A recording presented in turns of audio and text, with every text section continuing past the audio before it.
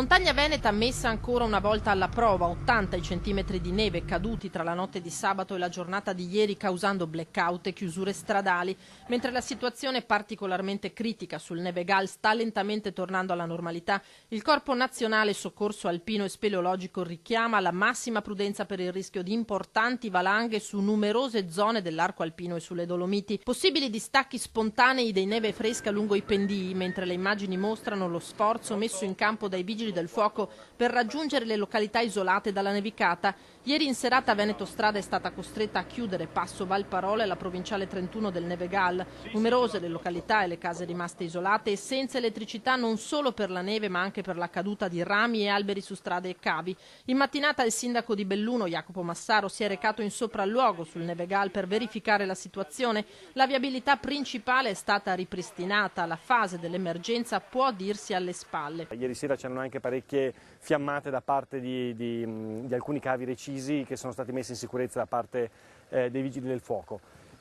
Questa mattina siamo riusciti a liberare le strade principali, permangono problemi sulle vie secondarie che stiamo cercando una ad una di liberare dalla neve e anche dagli alberi schiantati.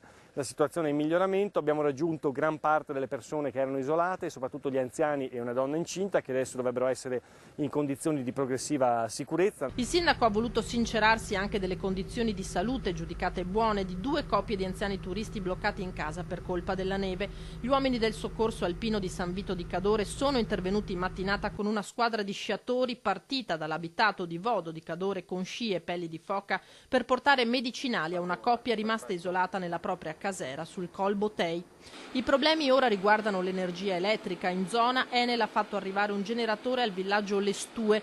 Ancora incerti i tempi di ripristino delle linee. Per quanto riguarda la corrente elettrica in questo momento non abbiamo previsioni, Enel Distribuzione fin da stanotte sta intervenendo, però ci sono molte difficoltà a raggiungere i cavi recisi e stiamo lavorando con loro proprio per sistemare la situazione. Noi abbiamo 10 gruppi elettrogeni che ci aveva fornito Enel dopo la tempesta Vaia, che almeno è servita per fare un'esperienza sul campo e che siamo pronti a utilizzare proprio qua in Nevegal. Naturalmente dobbiamo prima stabilire quali sono le priorità, insomma quali sono le situazioni di maggiore emergenza. Il consiglio per le prossime ore è infine quello di evitare spostamenti da e verso il Nevegal, dove permane sulle strade il rischio di schianto di alberi appesantiti dalla neve.